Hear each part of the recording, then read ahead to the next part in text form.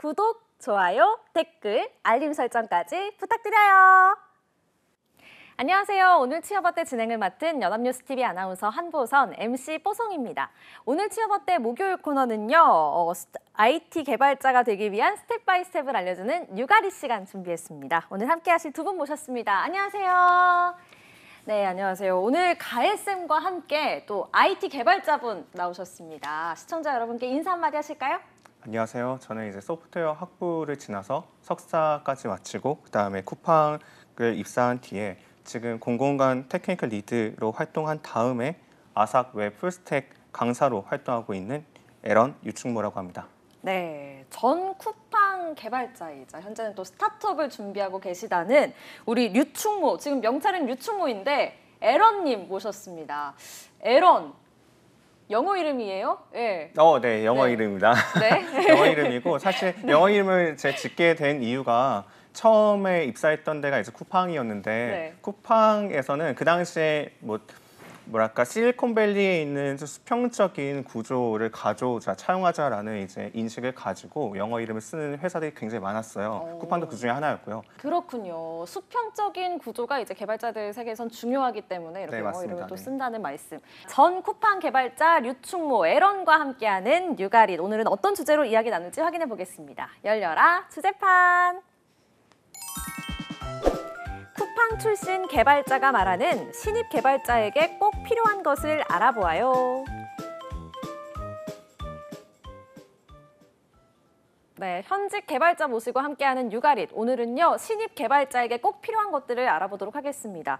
자, 먼저 에런의 각오부터 듣고 본격적으로 시작해 볼게요. 네, 사실 과거의 쿠팡 경험이다 보니까 현실과는 좀 맞지 않은 부분이 분명히 존재할 텐데요. 근데 제가 생각했을 때는 채용과 인사의 관점에서는 관통하고 있는 하나의 또 공통 부분이 있을 거라고 생각이 들어요. 그래서 그 부분에 대해서 여러분들께 도움을 드릴 수 있으면 너무 좋을 것 같고, 최근에 이제 취업이 힘들다는 얘기가 많습니다. 그래서 굉장히 이제 고민들이 많을 텐데 그런 불안감을 좀 해소할 수 있었으면 너무 좋을 것 같습니다. 네, 자, 쿠팡 출신 개발자. 쿠팡에는 어떻게 입사를 하게 되셨나요? 사실 이거는 조금 우연에 가까웠는데요. 처음에는 제가 취업을 생각을 했다기보다는 원래는 석사를 마치고 박사를 하고 싶었어요. 근데 석사, 박사 같은 경우에는 우리가 최신 기술을 사용한다기보다는 과거에 있는 기술을 어떻게 날카롭게 정의해서 그에 대한 새로운 인사이트를 얻을 것인가를 구현하는 거라고 저는 생각이 들어요. 근데 그러다 보니까 새로운 기술을 막 써보고 싶은 거예요. 그러다 보니까 그걸 해보려면 어디로 가야 되지? 하니 테크니컬 중심의 회사가 있었고 그 중에 하나로 이제 쿠팡을 선택하게 되었습니다. 그렇군요. 그런 테크니컬 중심의 회사들이 또 여러 곳이 있을 것 같은데 왜 하필 쿠팡으로 또 가셨나요? 사실 이것도 솔직히 말씀드리면 금전적인 부분이 좀 컸고요. 금전적인 부분도 있었지만 그 당시에 쿠팡이 새로운 개발자들, 능력 있는 개발자를 채용하고자 굉장히 많은 노력을 기울이고 있었어요. 그래서 내부적으로 개발자 문화라는 것을 선진적으로 바꿨던 첫 사례가 아닐까 저는 생각을 하고 있고요. 네. 그래서 이제 개발자들 개중에 이제 얘기 나오는 것들은 이제 여기 가면 굉장히 좋더라 이런 얘기들을 굉장히 많이 들었었고 선배님들도 그런 얘기를 많이 주셨어가지고 갈 수 있게 되었습니다. 와, 좋더라 뭐 이런 얘기가 많았다고 얘기를 하는데 IT 개발자들이 이렇게 쿠팡을 선호하는 이유 뭐가 있을까요? 여러 테크들 했을 중에서도 쿠팡은 말씀하신 대로 금전적인 보상도 굉장히 좋은데요. 이 이유에는 일단 일커머스의 1위, 국내 1위라는 점이 있고 그럼 되게 자부심을 가지고 일할 수 있잖아요. 그래서 많이들 선호를 하시고 네. 그리고 또 말씀 주신 대로 좋은 개발자분들이 많다 보니 이제 보고 배울 수 있는 그런 환경이 구축이 되어 있다라는 것도 좀 이유이고 그리고 또 자율재택근무라던가 아니면 좋은 개발 문화라던가 또 취준생분들이 많이 선호를 하는 이유 같습니다. 네. 카이스트 석사 출신이시잖아요. 그렇기 때문에 이 방송을 보는 또 시청자분들이 개발자 되려면 저 정도 돼야 되나 너무 먼 나라 얘기 같다 이렇게 생각할 수도 있을 것 같아요. 개발자가 되려면 이렇게 대단한 스펙이 필요한 건가요? 사실 이 부분에 있어서 제가 중요하지 않다고 말씀드리면 이제 시청자분들께서 에이 그래도 너는 좋은 대학 나왔으니까 갔지라고 말씀 주실 텐데요. 실제로 제가 쿠팡에 입사를 하고 주변 사람들을 봤을 때 개발자 동료들을 봤을 때 잘하는 분들과 잘하지 못한 분들이 분명히 존재하거든요. 잘하는 분들 중에 오히려 좋은 대학에 나오시지 않은 분들이 굉장히 많았었습니다.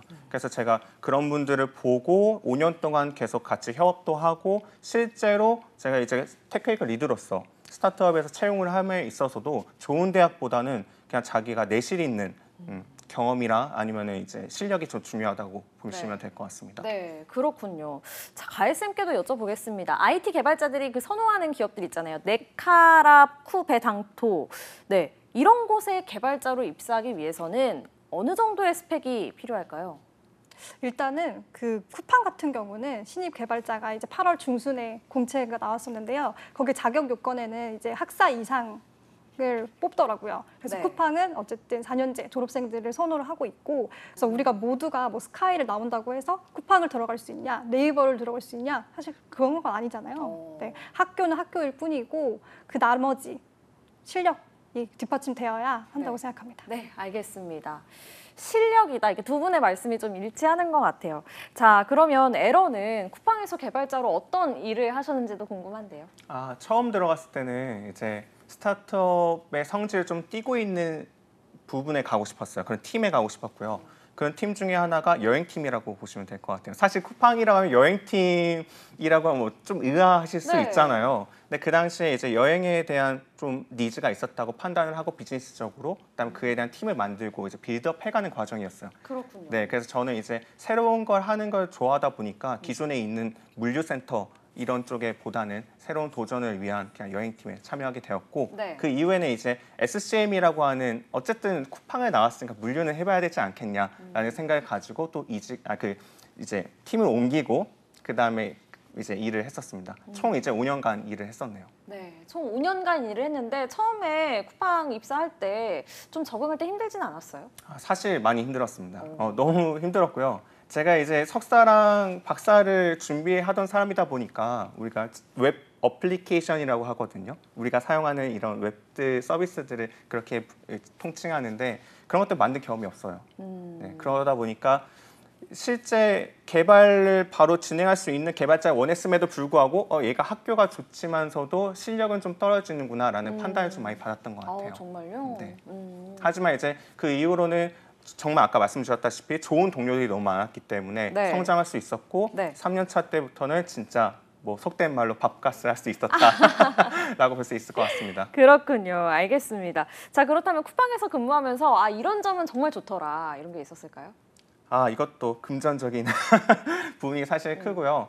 입사했을 때 금전적인 부분도 있지만 당시에는 IPO라고 하나요? 이제 상장이 되지 않은 상태였기 때문에 주식을 매우 싼 값에 살 수 있는 권한을 받을 수가 있었어요. 네. 근데 스타트업은 최근 여러분들도 아마 대기업뿐만 아니라 스타트업에도 많이 가실 텐데 그쪽에서 항상 그런 스톡옵션이라고 하는 주식을 많이 주실 거예요.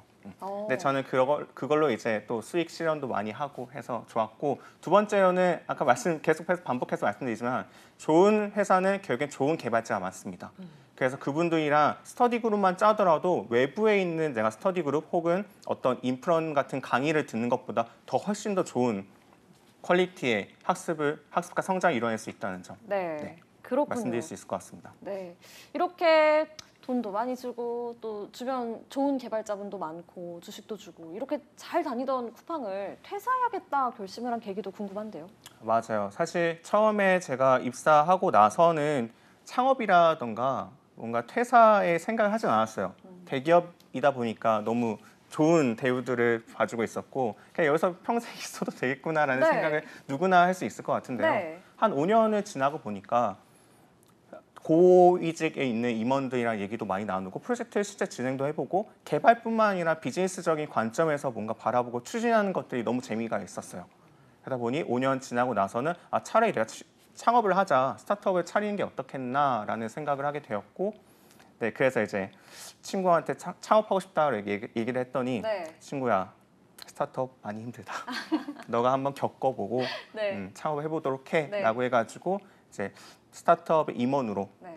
참여하게 되었습니다. 네. 지금 임원으로 있으신 지는 얼마나 되셨어요? 8개월, 약 1년 정도 1년 있었다고 정도? 보시면 네. 될 것 같고요. 네. 그 이후에 이제 제가 제 스타트업을 하려고 나왔다 네. 보시면 될 것 같습니다. 네. 후회하지 않습니까? 네, 저는 후회하지 않습니다. 단 1%도? 네, 진짜요. 그렇군요. 네, 알겠습니다. 자, 쌤, 보통 IT 업계는 좀 이직이 흔하기도 한데 보통 IT 개발자들이 뭐 몇 년 정도 일하고 이제 이직을 하게 되는지 그런 것도 궁금해요. 네, 맞습니다. 보통 개발자분들이 이직이 다른 직군에 비해서는 좀 활발한 편인데요. 이거를 거꾸로 생각해 보면 회사에서 그만큼 개발자들에 대한 수요가 많기 때문이에요.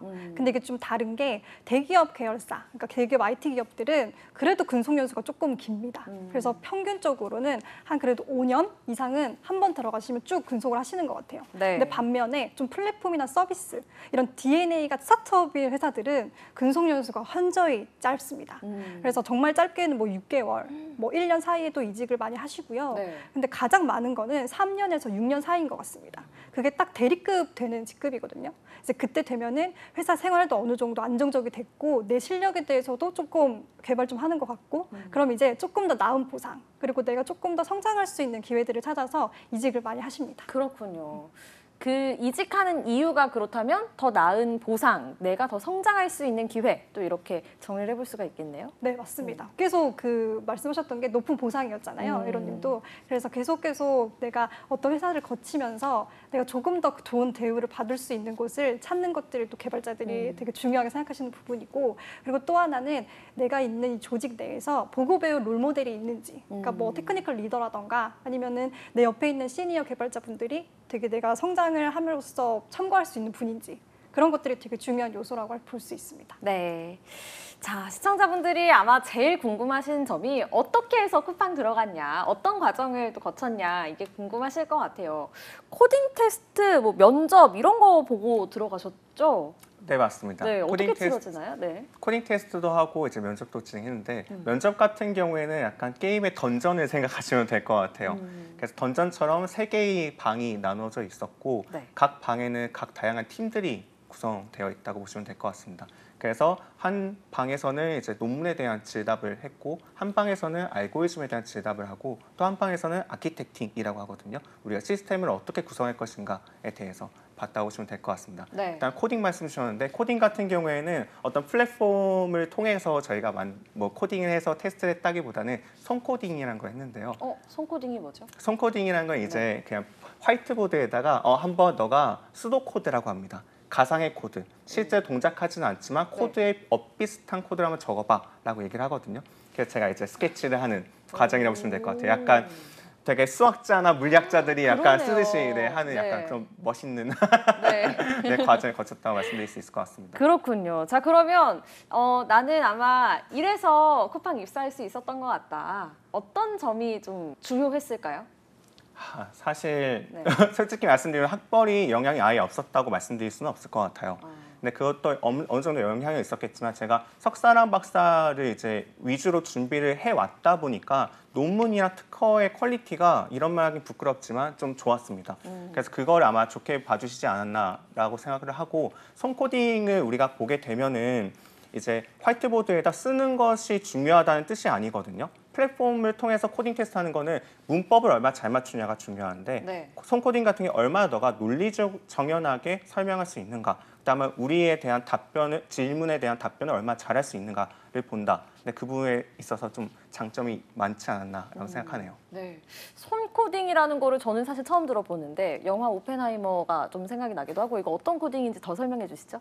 네, 손코딩은 방금 에런님이 잘 말씀을 해주셨는데 보통 우리가 흔히 아는 코딩 테스트 같은 경우는 이제 면접을 보기 전, 그러니까 서류를 통과한 후에 이제 이 사람의 코딩 테스트를 보기 위해 사전으로 진행을 하는 건데요. 보통 우리가 아는 플랫폼에 들어가서 이제 그냥 지원자들이 그냥 실제로 풀어보는 코딩을 해서 설계를 해보는 거를 말합니다. 근데 거기서 이제 보려고 하는 거는 이분이 지금 서류에서 써놓은 이 기술적인 것들을 실제로 구현할 수 있느냐.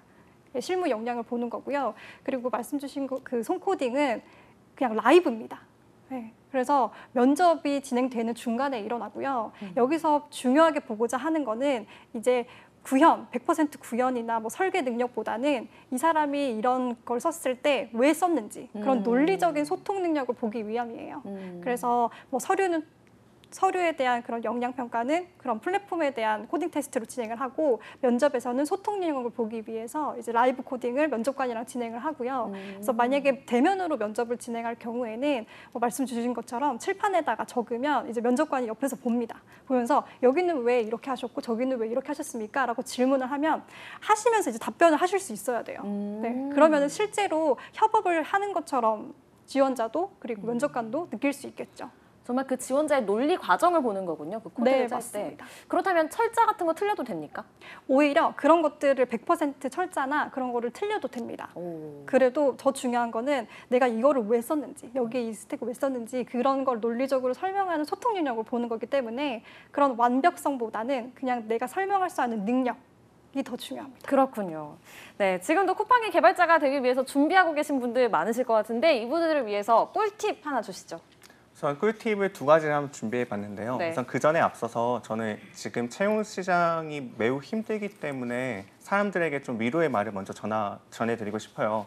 우선 지금 제가 이제 멘토를 하거나 아니면 강의를 할 때 학생들의 얘기를 들어보면은 굉장히 우울해하시는 분들이 많으세요. 근데 이게 왜 그런가 생각해 보니까 취업을 위해서 내가 면접에서 떨어지고 서류에서 탈락한 것을 너무 개인화된 문제로 바라보시더라고요. 내가 부족해서 떨어졌다. 맞아요. 그래서 저는 그런 이 얘기를 하면서 실제 우는 분도 계셨거든요. 그래서 그 부분에 있어서는 너무 개인화하지 말고 그냥 우리가 개선할 수 있는 것과 개선할 수 없는 것을 나눈 다음에 개선할 수 있는 것에 우리가 최선의 노력을 다하는 게 좀 좋지 않은가라고 먼저 말씀을 드리고 싶고요. 혹시 MBTI T세요?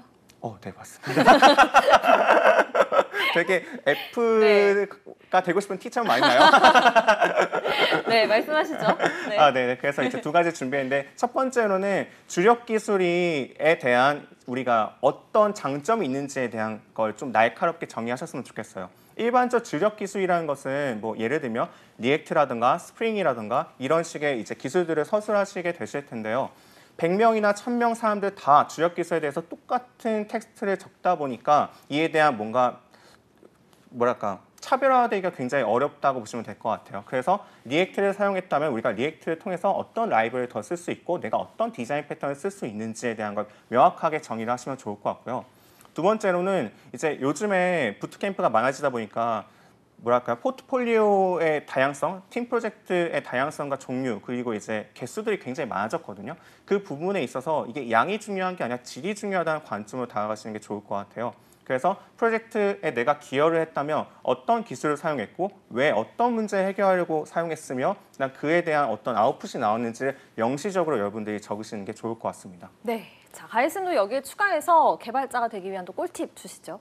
네, 일단은 그 커뮤니케이션 역량에 대해서 좀 말씀을 드리고 싶은데요. 보통 우리가 커뮤니케이션 역량을 좀 어필해라 하면은 면접을 가야지만이 내가 보여줄 수 있다고 흔히들 생각을 하실 거잖아요. 네. 근데 저는 서류로도 이 커뮤니케이션 역량, 소통 역량을 어필할 수 있는 요소가 충분하다고 생각을 어떡해요? 합니다.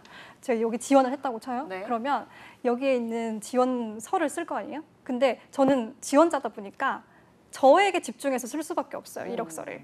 근데 이거를 읽는, 그러니까 이 서류를 검토를 하는 채용 매니저의 입장에 대해서 생각을 해보는 거예요. 역지사지로. 그러면 그 사람이 내 이력서를 봤을 때 어떤 거를 궁금해하고 또 어떤 거를 걱정할까? 이런 거를 미리 생각을 하면서 작성을 하는 겁니다. 그래서 예를 들어서 개발자분들도 말씀 주셨다시피 어떤 프로젝트를 임했을 때 내가 이 프로젝트를 왜 시작했고 그리고 어떤 기술을 사용했고 이 기술은 또 왜 사용했으며 어떤 문제 해결을 위해서 작성을 했는지를 좀 부연 설명을 해주시는 게 좋을 것 같아요. 그래서 그런 부연 설명을 한 이력서와 안 한 이력서의 서류 합격률이 현저히 차이가 나고요. 그렇군요. 그러면 서류를 검토하는 그 채용 담당자 입장에서는 맥락이 이해가 되니까 이분을 더 이해할 수 있고 또 궁금해지겠죠. 면접에서 한번 만나보고 싶게끔 만드는 것이 이 서류 단계에서 좀 자기의 소통 능력을 보여줄 수 있는 포인트고요. 그리고 또 면접 자리에서 이제 소통 능력을 또 뽐낼 수가 있습니다. 그래서 예를 들어 요즘에 많이 하는 컬처핏 질문이 있어요. 인성 질문이라고 하는데 뭐 내가 일하고 싶은 상사는 어떤 모습인가요? 이런 질문들을 좀 많이 하시거든요. 네. 네. 어떻게 그러면 대답해야 돼요?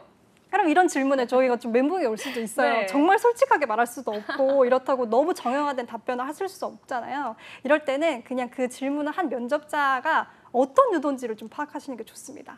그래서 저분이 저 얘기를 통해서 나한테 알고 싶은 게 뭘까 하면은 그냥 저의 업무 성향을 물어보고 싶은 거예요. 어떤 업무 스타일을 가지고 있는지. 그럼 대답을 하실 때에는 그 의도를 잘 파악하셔서 저는 이러이러한 성향이 있기 때문에 저의 이런 성향을 뭐 보완해주는 이런 성향을 가진 상사와 일을 하고 싶습니다. 라고 답변을 해주시는 게 가장 좋고요. 네. 가장 안 좋은 답변은 저는 누구와도 잘 맞출 수 있습니다.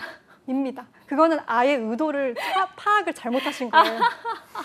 그게 가장 워스트 답변으로 보입니다. 그렇군요. 네. 알겠습니다. 저 사실 말씀 들으면서 그 답변을 생각하긴 했는데 좀 많이 찔리네요. 아, 머스 답변이요? 네. 네, 다음번에 가실 때. 네, 알겠습니다. 네. 커뮤니케이션 역량을 보여주는 게 되게 중요하다고 하셨는데 실제로 일하면서 정말 커뮤니케이션 능력, 소통 능력이 중요하다 이렇게 느끼신 적이 있을 것 같아요. 네, 맞아요. 실제로 제가 강의를 할 때나 멘토를 할 때 가장 먼저 강조하는 것이 커뮤니케이션 스킬인데요. 그게 왜 그러냐면 개발자는 컴퓨터만 대면하지 않습니다. 그러니까 예를 들면 저희가 프론트엔드, 백엔드로 나누기도 하는데요. 프론트엔드 개발자 같은 경우에는 화면에 유저가 보는 화면을 개발하시는 분들이에요. 그렇게 되면은 디자이너와 그다음에 기획자와 또 얘기를 나눠야 되겠고요. 그다음에 백엔드 개발자 같은 경우에는 프론트엔드 개발자, 화면에 필요한 정보들을 이제 뿌려줘야 되기 때문에 그 부분에 있어서 또 개발자도 협업을 해야 되는 관점이 있습니다. 그래서 되게 중요하다고 보시면 될 것 같고요. 네. 그래서 이에 대해서 이제 회사에서 여러 말씀 잘 주셨다시피 여러 케이스들을 좀 다뤄가지고 사람들을 이제 채용할 때 참조를 하는데 두 가지 관점에 보시면 될 것 같아요. 하나는 어떻게 보면 이 사람의 인성이 어떤가를 본다고 보시면 될 것 같고 두 번째는 컬처 핏이라고 해서 회사의 문화와 얼마나 잘 맞는가를 본다고 보시면 될 것 같아요. 네. 그래서 이제 채용 실제 뭐랄까 취업을 준비하시는 분들한테는 제가 그런 얘기 드리거든요. 그 회사가 어떤 인재상을 가져오는지 공부를 하라라고 말씀을 드리고 있습니다. 네. 네. 그 어떤 인재상을 가졌는지 공부해라. 그 회사의 문화를 좀 찾아봐라 이렇게 말씀을 해주셨는데 예시를 들어주시면 좋을 것 같아요. 이게 왜 중요하냐면은 회사 같은 경우에는 사실 개발 잘하는 사람보다는 커뮤니케이션을 잘하고 우리 문화, 그다음 우리 팀이랑 같이 팀 플레이를 할 수 있는 분들을 많이 원하세요. 그래서 그것들을 어떻게 우리가 찾을 수 있냐라고 한다면 최근에 채용과 인사 관련해 가지고 워낙 많이 성숙해지다 보니까 기업마다 우리가 원하는 인재상을 만들고 그 인재상을 기반으로 해서 문화를 만듭니다. 그렇기 때문에 그 회사에 어떤 문화를 가지고 있을까를 보는 것은 사실 그 회사가 어떤 인재상을 가졌는지를 보는 거라고 보시면 될 것 같아요. 그러니까 일반적으로 이거는 우리가 이런 사람을 원하기 때문에 이렇게 오세요라고 해서 잡 디스크립션 혹은 아니면 우리 채용 페이지 같은 브랜딩 페이지에 그런 것들이 잘 명시가 되어 있기 때문에 그것들 잘 보시고 이제 공부를 준비하시면 될 것 같습니다. 네. 자, 에런님이 지금 테크니컬 리드를 하고 계시다고 했는데 테크니컬 리드는 어떤 직무인가요? 네, 테크니컬 리드는 쉽게 말해서 기술팀을 총괄하는 직무입니다. 그래서 크게 세 가지의 역할을 볼 수 있는데 첫 번째로는 기술을 총괄합니다. 그래서 우리 회사나 팀에 어떤 기술을 도입을 할지, 그럼 어떤 프로세스로 도입을 할지를 결정하고 책임지는 역할을 하고요. 그리고 두 번째로는 채용이랑 교육을 담당을 합니다. 네. 그래서 에런님도 아까 신규 채용을 담당하셨다고 말씀 주셨다시피 네. 어떤 분들을 우리 회사에 모시면 좋을지 그런 인재상을 구축하기도 하고 어떤 기술 스택을 가져야 되는지 어떤 역량이 중요한지를 좀 기획을 하고 총괄하고요. 또 이런 분들이 회사에 오면은 잘 적응을 또 해야겠죠. 그래서 또 온보딩을 기획하고 총괄하는 역할을 또 하고요. 마지막으로는 가장 중요한 개발 문화를 좀 구축하는 역할도 책임을 집니다. 그래서 요즘에는 그 개발자분들이 회사만 좋다고 가지는 않는 것 같아요. 물론 회사의 뭔가 검증성이라던가 매출액이라던가 다 중요하지만 그 테크니컬 리드가 누구인가라도 또 굉장히 중요한 요소거든요. 네. 왜냐하면 그 테크니컬 리드가 누구냐에 따라서 개발 문화가 결정이 되기 때문이에요. 그래서 이런 것들 세 가지의 역할이 기술 총괄, 그 테크니컬 리드가 하는 역할입니다. 네, 알겠습니다. 네. 자, 그렇다면 에런님도 테크니컬 리드로서 신입 개발자들을 좀 몇 명 뽑으셨을 거 아니에요. 이런 신입 개발자는 합격이다. 이런 자신만의 원칙 같은 게 있을까요? 원칙을 좀 제가 정리를 해봤어요. 왜냐하면 저희 스타트업에 들어가고 나서 실제 채용을 할 뿐만 아니라 퇴사를 시키는 것까지 같이 관여를 하게 되거든요. 그러면서 어떤 사람이 결국에는 회사에서 길게 살아남고 성과를 내는가를 생각한다 보시면 될 것 같아요. 그래서 지금 세 가지를 정리해봤는데 첫 번째는 커뮤니케이션 능력이고 두 번째는 공부, 사용한 기술에 대한 명확한 이해, 세 번째로는 일단 스트레스에 대한 회복 탄력성이라고 보시면 될 것 같습니다. 네, 그래서 우선 커뮤니케이션 능력에 대해서 말씀을 드려보자면 우리가 일반적으로 서류를 통과하고 면접을 보잖아요. 네. 그런데 면접을 보다 보니까 커뮤니케이션 스킬이 떨어져서 서류를 보는 시간이 너무 아까운 경우가 존재하더라고요. 그래서 전화 면접을 통해 가지고 실제 줌 같은 요즘 비대면 서비스들이 많다 보니까 그러면 우리가 한번 같이 코딩을 해볼까? 하면서 얘기를 위주로 나누는 코딩을 같이 합니다. 그렇게 해서 사람을 많이 걸러냈었고요. 네. 그 다음에 이제 사용한 기술에 대한 명확한 이해가 있는지에 대한 체크는 어떻게 했냐면 사람들은 아까도 말씀드렸다시피 포트폴리오를 너무 화려하게 만들었음에도 불구하고 그 안에서 사용한 기술에 대한 서술을 잘 못하세요. 그 부분에 대한 질문을 좀 많이 했다라고 보시면 될 것 같고, 세 번째는 스트레스에 대한 회복 탄력성인데, 이거는 실제로 저희가 채용을 하고 퇴사자를 분석해 봤을 때 감정적으로 좀 취약성이 높은 분들이 굉장히 회사에 좀 좋지 않은 영향을 미치는 향성이 있었어요. 물론 그런 분들이 꼭 뭐 잘못됐다라고 얘기하는 건 아니지만, 특히나 테크 회사에서만큼은 우리가 감정을 좀 추스리고 이성적으로 대화를 나눌 수 있어야지 네. 더 우리가 뛰어난 프로덕트를 어떻게 만들 수 있을까 논의할 수 있어서 이 부분을 좀 많이 봤다 보시면 될 것 같습니다. 네, 알겠습니다. 자, 오늘 취업 어때 목요일 코너 유가릿. 오늘은 신입 개발자가 되기 위해 필요한 것들에 대해서 이야기 좀 나눠봤습니다. 자, 세 줄 정리해 볼 텐데요. 먼저 가을쌤부터 해주시죠. 네, 오늘 세 줄 정리. 첫 번째, 신입 개발자에게 가장 필요한 역량은 태도와 자세, 메타인지를 높이자. 두 번째, 이력서는 기술 스택을 나열하는 것뿐만 아니라 프로젝트의 what, why, how에 입각해서 작성해보자. 마지막 세 번째는 면접에서의 의도 파악은 필수. 상대방이 어떤 것을 궁금해할지 생각하면서 답변해보자. 네, 알겠습니다. 자, 류충모 에런님도 세 줄 정리해 주시죠.